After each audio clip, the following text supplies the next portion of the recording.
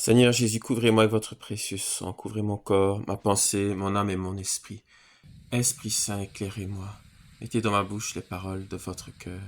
Amen. Bonjour les amis, la paix du Christ sur vous. Soyez bénis et protégés par le très précieux sang de notre Seigneur et Sauveur Jésus-Christ. Esprit Saint, éclairez-nous par la puissante intercession du cœur immaculé de Marie.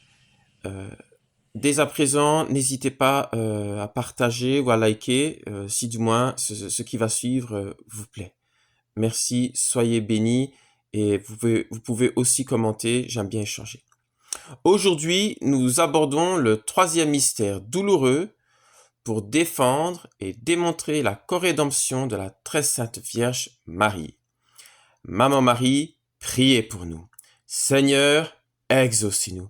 Que toute personne qui regardera ou écoutera cette vidéo soit éclairée, affermie dans la foi, renforcée dans la charité par une espérance redoublée et anoblie. Amen. Le troisième mystère douloureux décrit le couronnement d'épines du Seigneur. Il est écrit: Alors les soldats du gouverneur emmenèrent Jésus dans le prétoire et rassemblèrent autour de lui toute la cohorte. Ils lui ôtèrent ses vêtements et le revêtirent d'un manteau écarlate.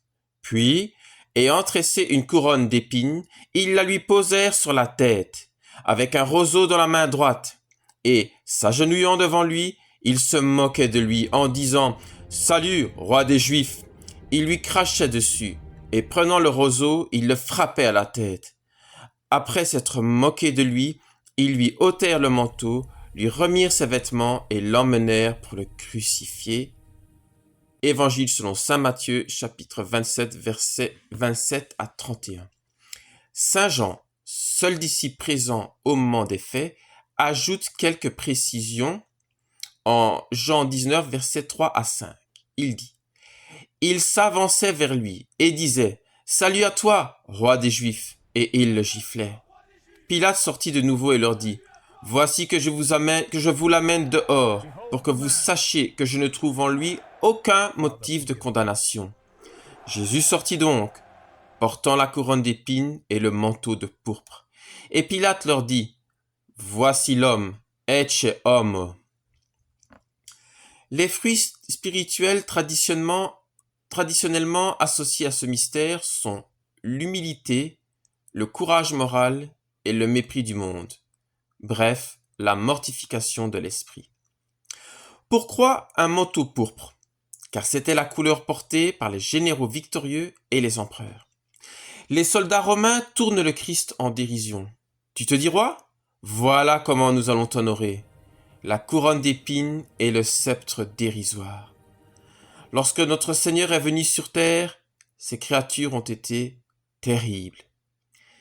Et pourtant, les amis, souvenez-vous des commencements, lorsque sa mère le reçut dans son ventre et dans son cœur immaculé. Quel honneur, quelle dignité, quelle simplicité et quelle pureté d'adoration intime. Jésus fut aimé, adoré en famille.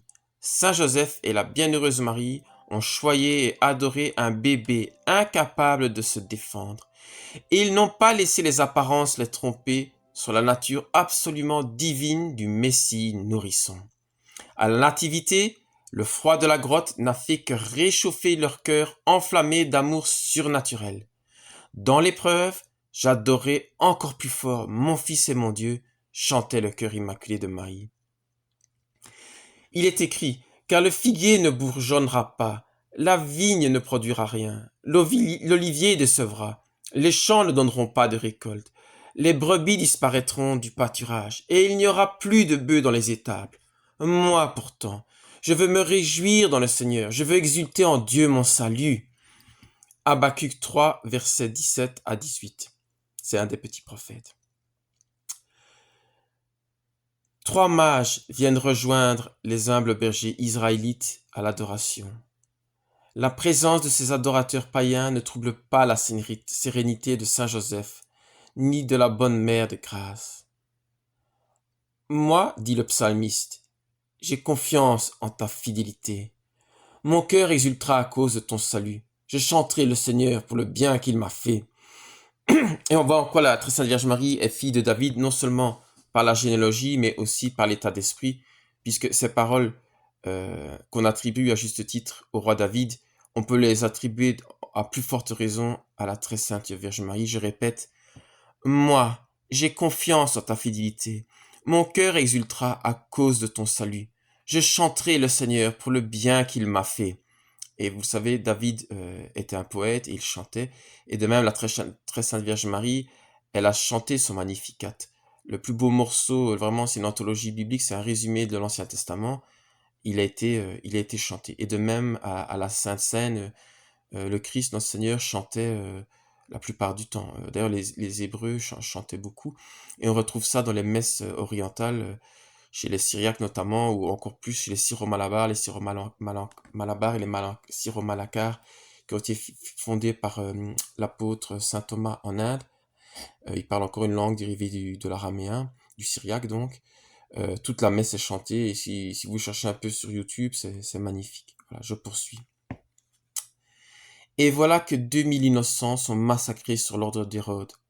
La fuite en Égypte ne décourage pas la Sainte Famille d'adorer le bébé Dieu, sans jamais douter de sa toute-puissance. Fuis en Égypte, dit l'ange en Matthieu 2, verset 13. Il fuit sur le champ, en pleine nuit. Saint Joseph s'étant levé, prit l'enfant et sa mère pendant la nuit et se retira en Égypte. Matthieu 2, verset 13 à 14. Il fait nuit, et pourtant Joseph et Marie voient clair dans le plan de Dieu. Ils voient au-delà des apparences défavorables. Ils percent le mystère de la nuit obscure. Ils accordent une confiance totale à la main de Dieu, peu importe la direction imprimée à leurs pas. Va en Égypte, ils vont. Va dans la terre d'Israël, ils y vont aussi, malgré la présence du fils d'Hérode. Pour éviter l'autorité cruelle du roi, la Sainte Famille se rend à Nazareth, afin que s'accomplisse ce qui a été dit par les prophètes. Il sera appelé Nazaréen, apprend-on en Matthieu 2, verset 23. Par son abandon complet au Seigneur Dieu et à ses messagers célestes, la Sainte Famille s'insère parfaitement dans le plan prophétique. Elle sait que Dieu est roi des rois et son règne s'exerce certes subtilement, mais sûrement. Même si je ne comprends pas tout, je crois. Crois pour comprendre, répétait saint Augustin, et également par la suite saint Anselme de Canterbury. Lors de l'épisode du recouvrement au temple, Marie ne doute pas du plan de Dieu, mais au contraire, sachant que ce plan inclut la nécessité du sacrifice du Fils de Dieu, et sachant que le plan de Dieu ne peut pas être déjoué par les hommes, elle craint d'être absente lorsque le divin Fils accomplira sa douloureuse mission. Est-ce pour maintenant? Aurais-je péché par négligence? Par triomphalisme religieux? Après tout, c'était la Pâque juive. Toutes ces pensées pouvaient tourner dans son esprit. Eh bien, la très sainte Vierge Marie est tout l'inverse des pharisiens, affectant une religiosité exagérée, un but de même et du pouvoir que le prestige humain leur confère. Marie, la très pure, la toute sainte Marie, toute immaculée, s'appuie uniquement sur Dieu et ses préceptes pour se guider et faire le bon choix de vie, dans les pas du bien-aimé Jésus. C'est pourquoi elle craint de quitter le Christ, fût-ce même accidentellement, fût-ce même une heure ou une minute, sans malice pourtant de sa part. Dieu ne nous doit rien, nous lui devons tout, et il faut en être convaincu. Pourquoi tant d'humiliations seront infligées au Christ lors de sa passion? D'une part, les démons, hésitant sur la nature divine du Christ, cherchent à provoquer la colère de Jésus pour le pousser à révéler sa nature divine et sa puissance divine. C'est une façon de piéger l'amour incarné. Soit il répond aux provocations en quittant sa paix et sa miséricorde habituelle pour châtier durement les hommes, soit il endure des injures indignes du Dieu vivant. D'autre part, les hommes, bêtes et méchants, aveuglés par l'orgueil, humilient le Christ pour prouver qu'il ne peut pas être ce qu'il prétend être, roi des Juifs et fils de Dieu. En dégradant le maître des miracles, ils s'imaginent détruire son image et son autorité auprès du peuple juif. Ils agissent par calcul humain. Les pharisiens rigoristes se sont taillés un faux Dieu à l'image de leur orgueil et de leur rapine. Les Romains, quant à eux, qui croient en la force des armes et de l'intimidation, perçoivent le Christ comme un charlatan, indigne du respect élémentaire dû à la personne humaine. Chez les Romains, est digne de vivre le plus fort. Les faibles méritent l'esclavage et l'extermination, même s'ils refusent de se soumettre. C'est cet état d'esprit matérialiste qui vaudra tant de martyrs à l'Église naissante. Les Romains disaient vae victis, malheur aux vaincus. La Rome antique ne jurait que par les rapports de force. Le don gratuit lui était totalement étranger. Les dieux des Romains étaient soumis aux vices de leur futile turiféraire. Alors un turiféraire, c'est quelqu'un qui brûlait de l'encens aux faux dieux. Et c'est passé dans la langue française, c'est quelqu'un qui fait une apologie servile d'une autre personne. C'est ce que les Romains faisaient à leurs faux dieux, et notamment aussi à ce qu'ils appelaient le divin César, qui faisait partie justement du panthéon. Il y avait tous les faux dieux, ainsi que le divin César, entre guillemets. Et c'est pour ça que les chrétiens, qui pourtant étaient de bons citoyens romains, mais refusaient de faire allégeance au divin César, parce que ça, évidemment, la divinité et l'adoration n'est due qu'au seul Dieu, et à personne d'autre. Et c'est ça qui leur aurait été reproché principalement. Et c'était un des motifs principaux de mise à mort des chrétiens. Je reprends. Jésus a vaincu Rome. Et là, quand je dis Jésus a vaincu Rome, il faut se rendre compte aussi que c'est non seulement Jésus, mais il y a 6 millions d'ossements alentour de Rome. Donc ça veut dire plusieurs millions de chrétiens. Tout alentour, donc les catacombes, ce qu'on appelle les catacombes, c'est toute une ceinture donc dans la banlieue romaine qui entoure la ville de Rome. Et c'est là qu'étaient enterrés tous les martyrs chrétiens. La plupart étaient martyrs, pas tous, la plupart de ces ossements sont issus de martyrs.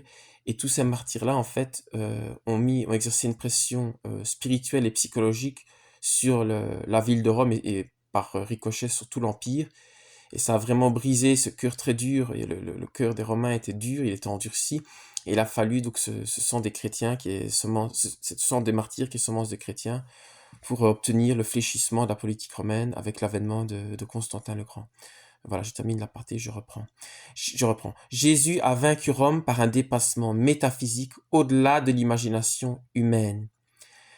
Et vous allez voir après ce que j'explique par la suite, mais en fait, tout tourne, hein, dites-vous bien, le couronnement d'épines, tout tourne alentour de la royauté du Christ et est-ce qu'on accepte ou non que la royauté humaine découle de la royauté divine.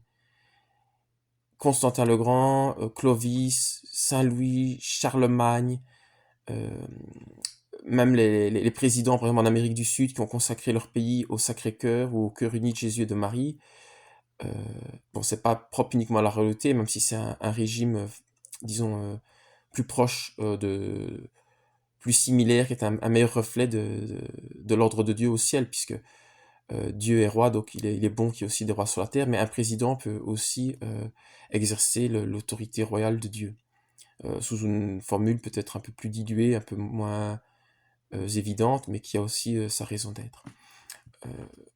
Le régime, la royauté n'est pas exclusive d'autres régimes chrétiens. On peut aussi avoir un régime de juges, comme on l'avait vu dans l'Ancien Testament, et notamment les États-Unis, qui croient en leur destin manifeste.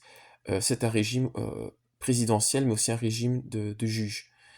Et le président, c'est une sorte de roi plébiscité. Comme on le voit un petit peu avec Trump, c'est un petit peu l'effet que ça fait, c'est un roi plébiscité. Mais bon, évidemment, Trump n'est pas Saint-Louis, ça on est bien d'accord, mais il pourrait être un Cyrus, c'est-à-dire quelqu'un qui aide les croyants et qui est un roi qui est dans la main de Dieu. Voilà, je reprends.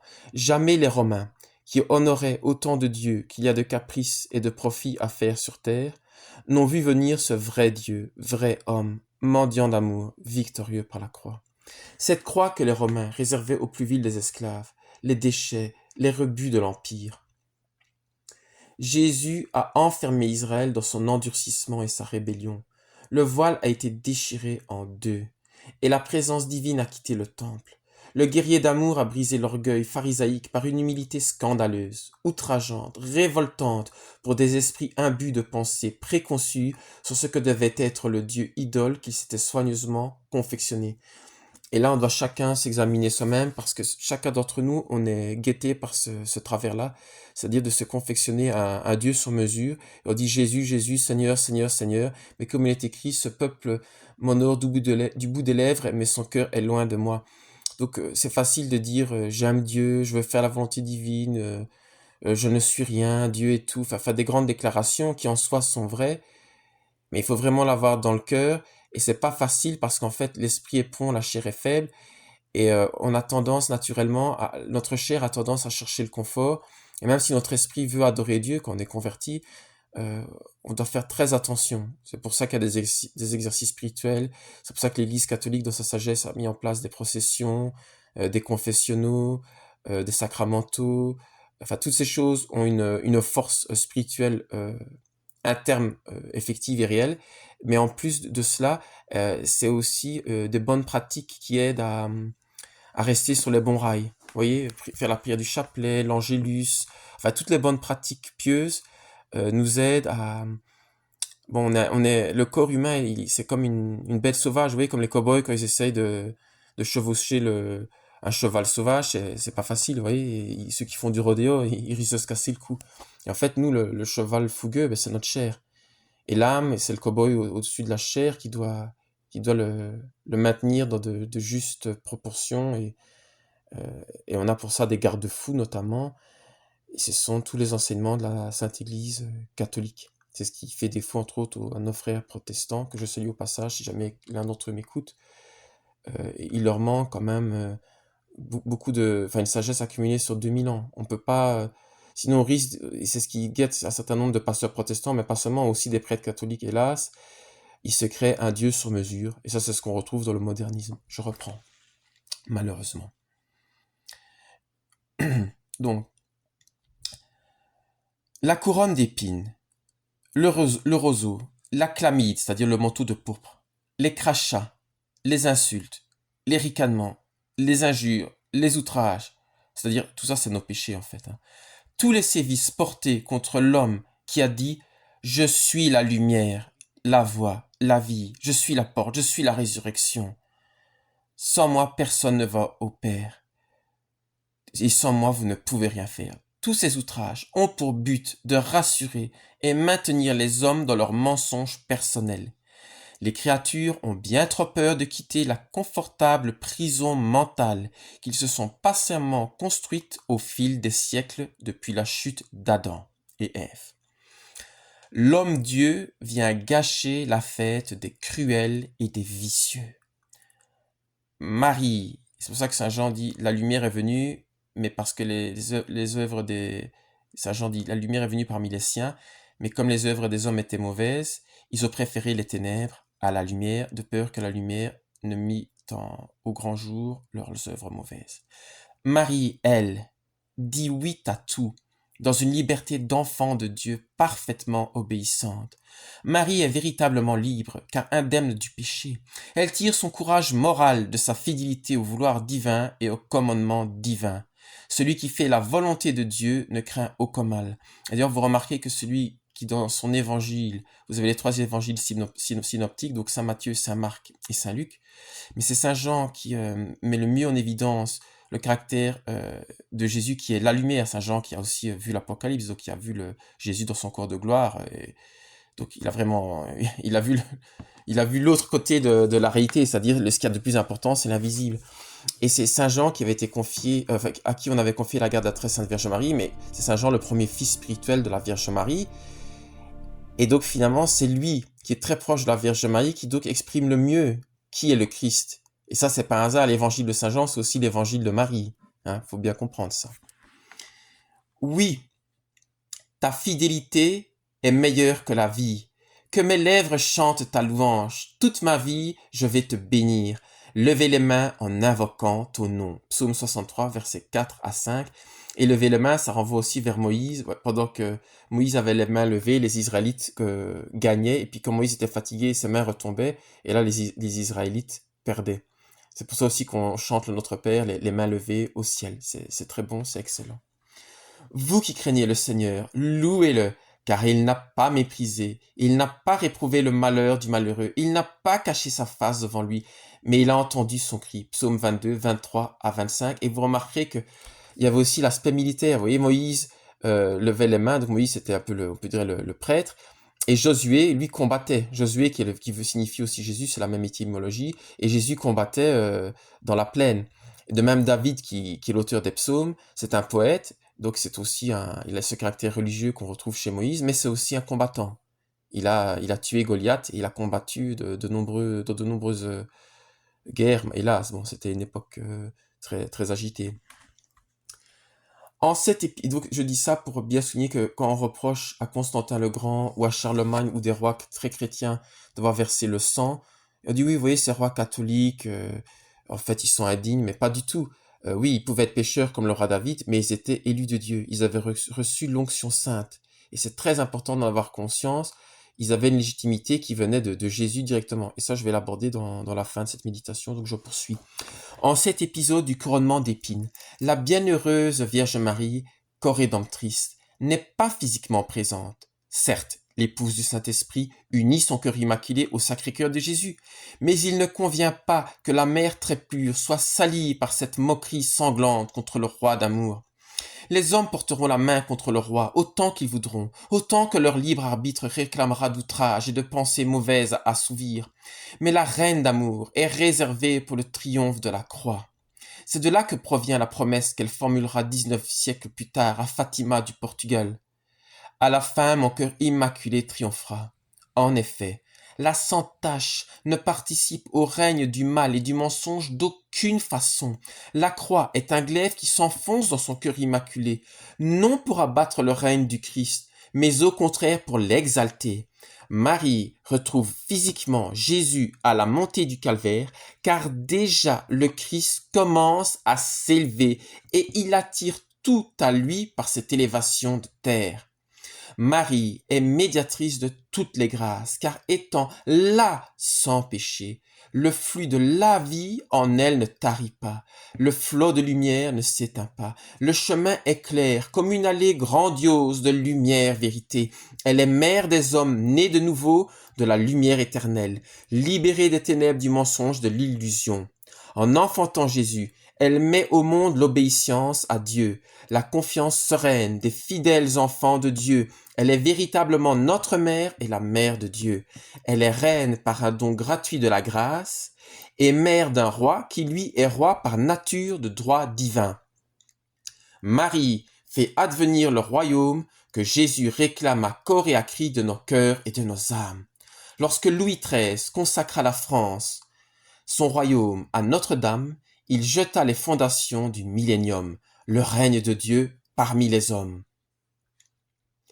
Le droit divin est la faculté qu'a un roi de faire respecter en son royaume la loi de Dieu.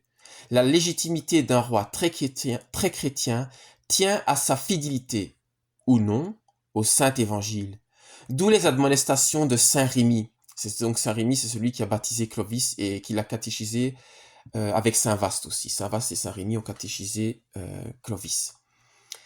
D'où les admonestations de Saint Rémy, identiques aux menaces de Moïse visant le peuple hébreu, au cœur rebelle et à la nuque raide. Et là, je vous renvoie vers notamment un ouvrage clé dont je vous mettrai une description ou une image de Jean Vaquier. Lisez l'histoire du Sacré-Cœur. Ça, c'est de Claude Mouton. Des origines à Claire Ferchaud. Le nom, c'est Ils regarderont vers celui qu'ils ont percé, sous-titré l'histoire du Sacré-Cœur des origines à Claire Ferchaud. Claire Ferchaud qui est connue comme Marie-Claire de Jésus crucifié, c'est son nom de religion, et qui était à Loublande, et c'est elle qui a été trouvée le président Poincaré. C'est la Jeanne d'Arc des temps modernes. Et la Seconde Guerre mondiale aurait pu être terminée déjà beaucoup plus tôt. Malheureusement, le président Poincaré n'a pas écouté. Je ne vais pas rentrer dans les détails, mais ça vaut la peine d'étudier l'histoire de Claire Ferchaud. Elle a écrit des livres autobiographiques qui sont vraiment excellents. C'est prodigieux. C'est comme lire dans l'âme d'une Jeanne d'Arc des temps modernes. C'est édifiant. Comme en témoigne sur le linceul de Turin, le profil de Louis XVI. Donc là, je reprends l'histoire du Sacré-Cœur parce que dans le linceul de Turin, donc on a le corps du Christ, et à l'endroit du cœur, on retrouve le profil de Louis XVI imprimé sur la lance enfoncée dans le cœur sacré de Dieu. Allez voir notamment dans la mission divine de la France du marquis d'Infanterie, il avait mis un facsimilé du linceul de Turin avec un agrandissement, et on voit clairement le profil de Louis XVI tel qu'il apparaissait sur les louis d'or à l'époque. Je continue. C'est miraculeux évidemment, si on n'a pas la foi, on se moque et on ne peut pas comprendre. Cette plaie profonde, c'est la France qui me l'a faite, s'affligeait le Christ auprès de Claire Ferchaud. Donc c'est-à-dire, vous voyez, dans le Sacré-Cœur, il y a une plaie beaucoup plus grande, et en fait, ça, c'est la France athée, c'est la France officielle qui combat, donc c'est la République maçonnique qui combat la France de toujours, la France éternelle. D'aucuns, c'est une France rebelle, c'est la France révolutionnaire. D'aucuns murmureront peut-être contre cette affirmation. Comment? Le droit divin des dynasties royales françaises, enchâssées dans le Sacré-Cœur du Christ? Ça, c'est quand on voit le mauvais côté de la royauté, qui effectivement, il y a des mauvais côtés, parce que l'être humain, il est faible, mais il faut voir que ce droit divin est vraiment, il a une fondation biblique. Eh bien, c'est simple, les rois de France, outre les ascendances davidiques, en acceptant, à partir de Tolbiac, donc la bataille de Tolbiac, de remettre le succès de leurs armes au pouvoir du dieu de Clotilde, placèrent la France, fille de l'Église, dans la main du vouloir divin. Les princes francs ont fait de Jésus-Christ le roi de leur royaume. Là où les Juifs ont dit non serviam, et je ne vise pas, bon ça c'est un fait historique, mais on est tous visés par ça. Je ne vise pas une communauté en particulier. Le peuple juif était un peuple témoin, dans le bien comme dans le mal. Et tout l'Ancien Testament l'illustre, ils ont eu de très belles réussites et des ratés monumentaux. C'est un peuple témoin qui, disons, résume l'histoire de l'humanité. Il a été choisi par Dieu pour cela. Et donc, j'ai envie de dire, pardonne-nous nos offenses, Seigneur, comme nous pardonnons à ceux qui nous ont offensés. Il est écrit, comme tu juges, tu seras jugé, comme tu mesures, tu seras mesuré. Donc moi, je ne veux pas juger le peuple juif, parce que j'ai pas envie de les juger non plus. Et chaque peuple a beaucoup trahi Dieu. Enfin, il faut dire ce qui est. C'est comme ça. Donc là où les Juifs ont dit non serviam, les Francs ont courbé la tête et ont adoré ce qu'ils avaient jadis brûlé. Lorsque les rois de la terre s'agenouillent devant le roi des cieux, l'ordre est rétabli sur la terre comme au ciel. L'affront est lavé, l'outrage enseveli dans la confession de nos péchés. La civilisation du Dieu premier servi est née sur les fonds baptismaux de Reims. C'est pourquoi elle ne peut pas entièrement disparaître, car les promesses de la prière du Notre Père y sont attachées. Que votre règne vienne sur la terre comme au ciel.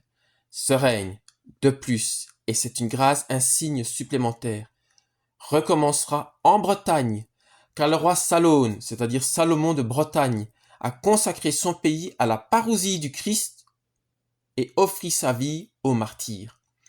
Réfugié dans un monastère, Saint Salomon mourut suite aux blessures infligées par ses bourreaux qui lui arrachèrent les yeux. Le roi pénitent cessa de voir ce monde menteur et entra dans la gloire. Les yeux de son âme s'ouvrirent sur le monde à venir qu'il avait appelé de ses voeux. Suivre Jésus, c'est cesser d'accorder crédit aux apparences trompeuses, apprendre à lire entre les lignes, sachant que le Très-Haut écrit droit avec nos lignes courbes. L'erreur des pharisiens et des Romains doit nous servir de leçon. La faute également des derniers rois de France qui s'admirèrent le nombril à Versailles. Dieu est infiniment miséricordieux, mais malheur à qui provoque sa justice. Israël et la France ont payé au prix fort leur rébellion. L'attachement aux biens du monde cause la perte des royaumes, tôt ou tard. N'oublions pas que l'antique serpent rampe au sol, car c'est par les considérations bassement terrestres qu'il ourdit son complot contre le genre humain, étouffant ses proies en les enserrant dans des pensées orientées vers les créatures, éteignant en nous la vie divine. Lorsque sa prise est affermie, cette bête rusée resserre l'étau et brise les os de sa victime. C'est ainsi que l'adversaire procéda contre l'ancien et le nouvel Israël. D'abord les séductions progressivement pécamineuses, auxquelles les chefs du peuple, tant religieux que politiques, succombèrent dans un plaisir coupable. Ensuite, le mal fut transmis de la tête au reste du corps, et toute la structure sociale fut brisée, avilie, abaissée, nivelée par le bas, après quoi le serpent engloutit sa victime mourante et la digère très lentement. Le cadavre purulent est livré aux acides de la propagande intempestive et de la persécution invisible, de l'indifférence religieuse et du relativisme moral. Tout y passe. Il y faut un immense miracle pour que la victime revienne à la vie. Mais vous savez quoi? Notre religion et notre Dieu, c'est le Dieu des miracles. Laissez les chiens aboyer et les méchants taper dans leurs mains. Notre Dieu est un Dieu de victoire et se réserve les moyens du triomphe lorsque tout semblera perdu. Comme Marie, au pied de la croix, il faut croire à la victoire finale malgré l'horreur du spectacle que le monde de ce prince livre à nos regards. Accepter qu'une couronne d'épines invisibles vienne frapper notre bon sens humain et apprendre à espérer contre toute espérance. Il ne douta point, par incrédulité, au sujet de la promesse de Dieu, mais il fut fortifié par la foi. donnant gloire à Dieu, ayant la pleine conviction que ce qu'il promet, il peut aussi l'accomplir, nous apprend saint Paul en son épître aux Romains, chapitre 4, versets 20 à 21. Je régnerai malgré mes ennemis, a promis le Sacré-Cœur. À Sainte Marguerite Marie Alacoque apparaît le monial. Je reviendrai dans la gloire, est-ce sa promesse à Dosulé, à Madeleine Aumont. Mais priez, mes enfants, Dieu vous exaucera en peu de temps. Mon fils se laisse toucher, fut le catéchisme de la mère de Dieu à Pontmain. Les Prussiens furent défaits, et la promesse tient toujours. On fait politique à Pontmain comme on fait médecine à Lourdes. Le roi revient. Il va ressusciter la fille aînée. Vous n'entendez plus le pouls de la France? Lui sait comment sortir Lazare du tombeau. Déliez-la. Au royaume de Notre-Dame, tout est possible. Nous prêchons la sagesse de Dieu, mystérieuse et cachée, que Dieu, avant les siècles, avait destinée pour notre gloire, sagesse qu'aucun des chefs de ce siècle n'a connue, car s'ils l'eussent connue, ils n'auraient pas crucifié le Seigneur de gloire. Mais comme il est écrit, ce sont des choses que l'œil n'a point vues, que l'oreille n'a point entendues, et qui ne se sont point montées au cœur de l'homme, des choses que Dieu a préparées pour ceux qui l'aiment. Dieu nous les a révélées par l'Esprit, car l'Esprit sonde tout, même les profondeurs de Dieu. Premier épître aux Corinthiens, chapitre 2, versets 8 à 10. Je voudrais achever cette méditation en rappelant que l'exercice du pouvoir, dans l'Occident chrétien, s'est articulé entre la tension, parfois créatrice, parfois destructrice, entre le pouvoir du pape, le souverain pontife, et le pouvoir de l'empereur ou du roi. L'équilibre précaire de ce qu'on a qualifié d'union du trône et de l'autel, souvent malmené par les ambitions humaines. On a vu des princes embastiller des papes. On a vu des papes mettre la question des cardinaux. Toute l'histoire de la chrétienté est un développement dans le temps et l'espace du respect ou non accordé aux principes divins, à la royauté politique et sociale de Jésus-Christ, roi parfait et prêtre pour l'éternité. Que de soufflets infligés à l'amour au cours des siècles, que de paroles trompeuses adressées au roi des cieux pour soudoyer les grâces avant de trahir leur origine. Combien souvent les hommes n'ont pas tourné en dérision la morale céleste au nom de la réelle politique. Le réalisme des hommes de pouvoir a souvent constitué le martyre du Christ roi. Ils ne veulent pas qu'il règne. L'avènement du grand monarque, prophétisé, viendra non seulement ôter le glaive du cœur de Marie, mais également ôter la couronne d'épines du chef sacré de notre Seigneur et Sauveur Jésus-Christ. Les dévotions aux 7 douleurs de Marie ou aux 5 saintes plaies de Jésus sont une préparation et une anticipation du millénium. Lisez ou relisez les enseignements du Sacré-Cœur à clair fer chaud. Le Christ veut régner avant la fin pour laver l'outrage essuyé au prétoire de Pilate. Les grandes mystiques des 19e et 20e siècles, les Marie-Julie Jany, les Luisa Picaretta et toutes les autres, les Marthe Robin, ont ouvert la voie de la réparation, les Josefa Menendez et tant d'autres. Les nations qui ne sauraient être jugées au ciel attendent et rencontrent leur jugement sur terre. Celles d'entre elles qui renoncent au mal doivent non seulement confesser leurs fautes, mais aussi réparer l'outrage. C'est ce que le prêtre vous demande. Donc, on confesse les péchés, mais il y a une satisfaction, donc il y a une prière à faire, mais il faut aussi promettre de ne pas recommencer et aussi avoir l'intention de réparer. Tout ce qui est réparable doit être réparé, et ce qui ne peut pas être réparé matériellement doit être réparé spirituellement. Par exemple, un avortement ne peut pas être réparé physiquement, mais peut être réparé par des bonnes œuvres pour les enfants, par exemple. Ou aller prier devant une clinique qui pratique l'avortement. Le complot contre Dieu ne restera pas impuni. À bientôt pour le mystère du portement de croix. Viens, Seigneur Jésus. Maranatha, vous êtes mes amis si vous faites ce que je vous commande. Alors fiat. Amen et amen.